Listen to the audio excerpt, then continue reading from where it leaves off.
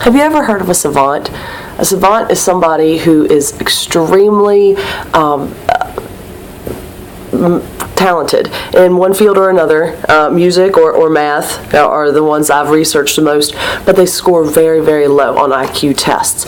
The reason why is because they have a hard time communicating, and these IQ tests are not accurately taking their true intelligence. The aim of this presentation is about the inaccuracy of intelligent quotient testing as it applies to human intelligence.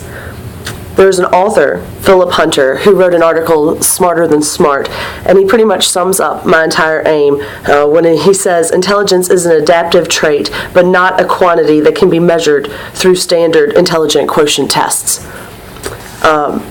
One reason why IQ tests are not accurate is because IQ tests reflect the cultural bias and are composed arbitrarily.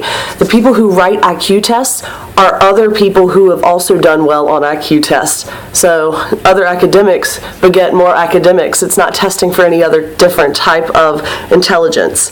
Author Teffert tells us that IQ tests measure only one facet of intelligence, arbitrarily assigned as IQ. There's another work done by Chamorro, and they concluded that IQ is a narrow term for the full scope of intelligent characteristics. Lay concepts, meaning regular people, have found to be more multifaceted in their views than academic notions. That means regular people have already realized there are many more types of intelligence than just something on a standardized test. Brings me to my second point. There are no standard, universally accepted definitions of intelligence. Again, in Hunter's article, Hunter was quoted as saying, IQ is measured in standard tests in one isolated component. That's only one aspect of intelligent behavior, and it includes many different processes. There's also something called the Flynn effect, where the IQs of folks every generation get higher and higher.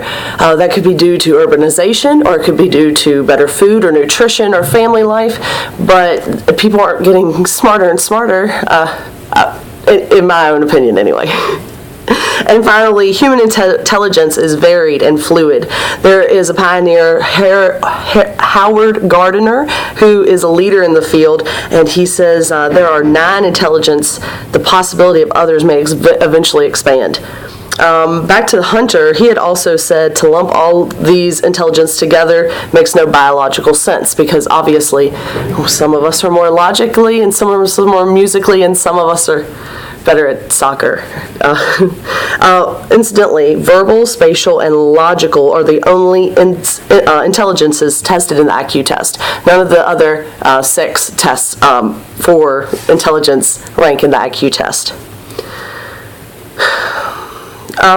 Finally, I'd just like to make you realize, what if you got a really low IQ test, but you knew you're smart? Like, how would that make you feel? I feel like it's a self-fulfilling prophecy, and that if someone's doomed to a certain IQ test, that they're locked into a certain performance for life.